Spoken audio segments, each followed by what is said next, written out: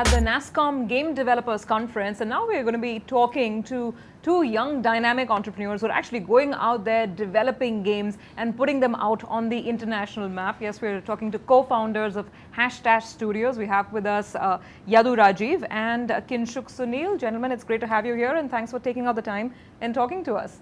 So let me start by understanding this, and I know your game Circulates is the one that's actually made waves. It's won awards this year. It's been available on the App Store. One can download it, play it, developed all right here in India by Indians. So let's start with the journey first of all. Tell us more about it, Kinshuk. So, okay. So, are you shy? No, not really. No. So I was trying to figure out how to start with that. The journey, there's this event called Global Game Jam, and it happens at the last weekend of every January.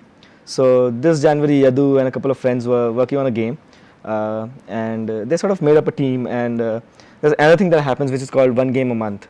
So it's sort of a challenge that game designers set for themselves, that we will make one game every month. So we made a game at Global Game Jam, and we decided that this would be our one game a month for January. And then we started talking about that we should do something next for February. And Yadu was in Delhi at that point of time, and we were trying to work on one of our games. And the team that he had built at Global Game Jam, they started talking about ideas, and they started making a game, which was since it's supposed to be made in a month, it has to finish in a month. We decided a couple of things. It should be extremely simple, and it should be releasable by Feb 28th. So we set forward with that target and made an extremely simple game. Eventually we figured that people see a value in it. We were very confused whether it's a game or not. It felt like a prototype, but we didn't know if there's a game. So we started randomly walking around the streets of Delhi, making people play the game, and we got a lot of positive feedback on the game. So we figured that it makes sense to push it out as a game. Then the Feb 28th deadline was removed, and we worked on the game a bit more. And that's how Circulates came into being. Yeah. And it was pretty much polish after that. We were going in iterations, we were testing it out and seeing if it actually clicked with people. We were removing things from the game, making it as minimal as possible, and kind of giving it a very, very simple and minimal aesthetic. And somewhere in between we were like, it doesn't matter how you, it doesn't really matter, the scores didn't really matter. It was more or less how you played with it or who you played with. So it became more than a game. It became more something that would help build connections and get in touch with people as well. So I'll talk more about the actual, gaming trends and what's working and what's not in a bit. But first, the business. Kinshuk, tell me this: the journey to the Google Store or to the App Store for a game developer sitting here in India. How difficult is it? What are the biggest challenges that you've encountered, and you perhaps will encounter in the next? So there are two aspects to look at it. If you look in a mobile store, mobile stores are country specific. So when I publish a game on the mobile store, the store is different for each country. It would be Play Store, but it will be Play Store India, Play Store America, Play Store Canada, and so on. So it is easier to get some visibility in your regional store, but India as a market is not a great market. People don't want to buy games. They prefer getting free stuff. That's a consumer in India. So when a new developer comes on the store and puts a game out there, you have pretty much zero traction, which you are bringing to the platform, and you'll try to get press, but since you're not known, you're a nobody, you're very low in the queue for visibility.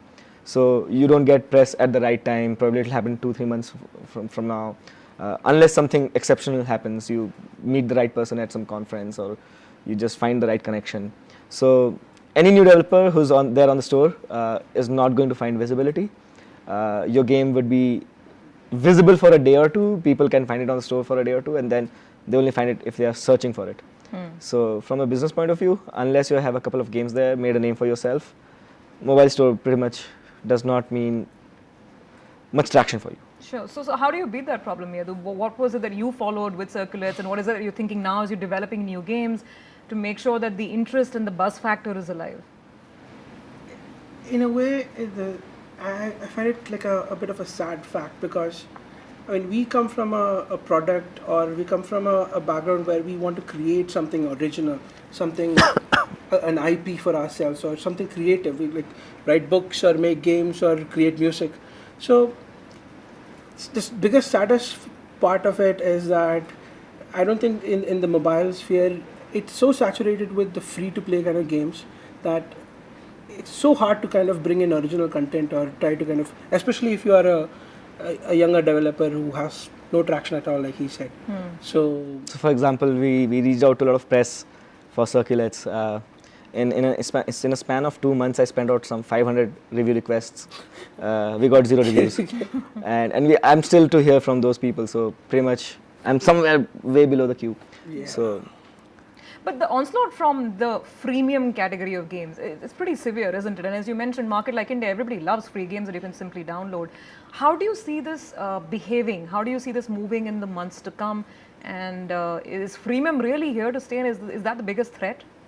I don't know if to call it a threat because it's a good thing for developers. I mean, a lot of people stand to make money out of it. Especially if your game actually makes a lot of, if you actually give out a lot of copies or sell out a lot of copies.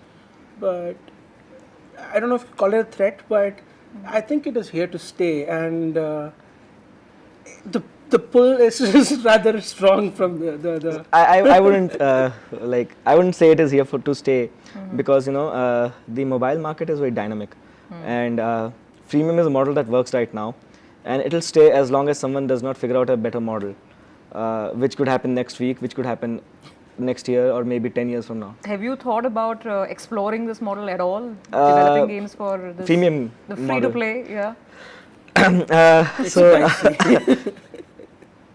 At Hashtash, we sort of have a policy that freemium is something we're not going to think about much. Okay. So it's like this, if your game is a game that works around a store, then it makes sense to have a freemium game. But just having a store or just having in-app monetization because it works as a model does not make sense to us. So some of the ideas that we're exploring right now do include a store component, some gamification as well, but we don't know whether we'll be doing it or not. So I think it's about just doing it just right, like where it is required and how you can bring it in as a value add. It really makes sense where people would actually want a store in a game, and there are places where you would not want that. If it's a story driven linear game where the experience really matters and a store is going to be a hindrance to that, then it does not make any sense. But basically it has to fit right, the store should have to add value to the game. So what's 2014 looking like for you guys at Hashtash now? We're trying to figure that out. We have a couple of ideas, and we're trying to see what clicks. We started prototyping an idea, but somewhere along the line, we stopped having fun.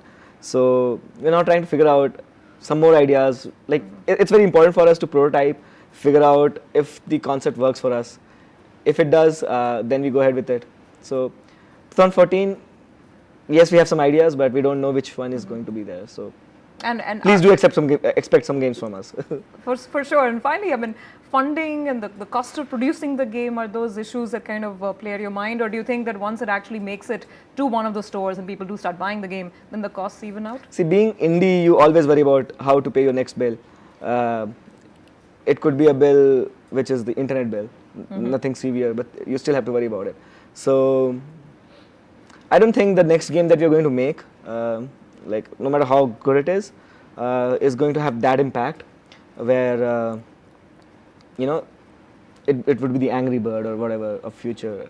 I don't think so, because it's not about how good the game is, it's also about, getting a lot of other factors not related to development correct. The marketing. So getting the right press, getting the right exposure, all those things. So we are still very new to that. We keep learning our lessons every day, and we try to not repeat the same mistakes we've been making. So let's see. We are hopeful about what we'll end up doing, but early steps where it should all fall in place. Yeah. Thanks for being with us, and thank you for the time. Good luck with the gaming plans. Thank you.